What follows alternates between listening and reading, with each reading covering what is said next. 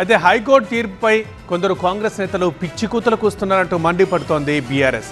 Congress diversion politics కి పాల్పడుతోందని ఆరోపిస్తోంది. కేటీఆర్ అసలు ఏ తప్పు చేయలేదని, అందుకే విచారణకి భయపడటం లేదంటున్నారు బీఆర్ఎస్ నేతలు. ఫార్ములా ఈ కేసులో ఆరోపణలు ఎదుర్కొంటోన్న బీఆర్ఎస్ వర్కింగ్ ప్రెసిడెంట్ ఈ కేసు నుంచి కడిగిన ముత్యంలా బయటకొస్తారన్నారు బీఆర్ఎస్ నేతలు. ఏసీబీ కేసును కొట్టివేయాలని కేటీఆర్ వేసిన క్వాష్ పిటిషన్ను హైకోర్టు కొట్టేయడంతో తదుపరి కార్యాచరణపై పార్టీ నేతలు, న్యాయ నిపుణులతో చర్చించారు కేటీఆర్.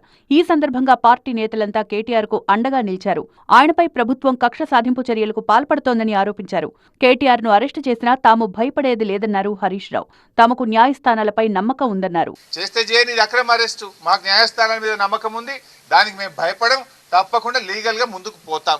9వ తేదీ వాళ్ళు నోటీస్ ఇచ్చారు. డెఫినెట్ గా 9th నాడు కేటీఆర్ గారు మేము హాజరవుతాం. మొన్న కూడా హాజరయ్యారు కదా.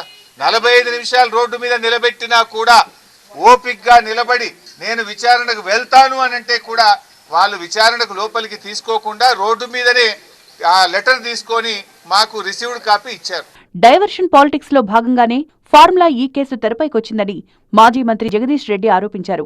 ప్రభుత్వ వైఫల్యాలను ఎండగడుతున్నందుకే కేసులు పెడుతున్నారన్నారు. నిరాధారమైన ఆరోపణలపై చట్టపరంగా పోరాడతామని, కాంగ్రెస్ ను ప్రజాక్షేత్రంలో ఎండగడతామని చెప్పారు. ఈ ఫార్ములా కేసులో రేవంతే దోషిగా నిలబడతారని, అంతిమంగా న్యాయమే గెలుస్తుందని అన్నారు.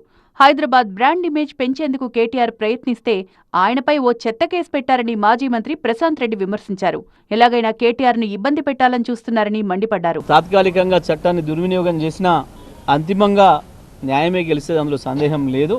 ఇవాళ ఈ కేసుకు సంబంధించి కేటీఆర్ గారు నిర్దోషిగా ఒక మల్లెపువ్వులాగా కడిగిన ముత్యంలాగా చట్టపరంగానే తేలి వస్తాడు. కాంగ్రెస్ పార్టీ ఎలక్టోరల్ బాండ్స్ పై దుష్ప్రచారం చేస్తోందని బీఆర్ఎస్ విమర్శించింది. ఎన్ని ఇబ్బందులు పెట్టినా ప్రభుత్వంపై పోరాడుతూనే ఉంటామని బీఆర్ఎస్ నేతలు తెలిపారు.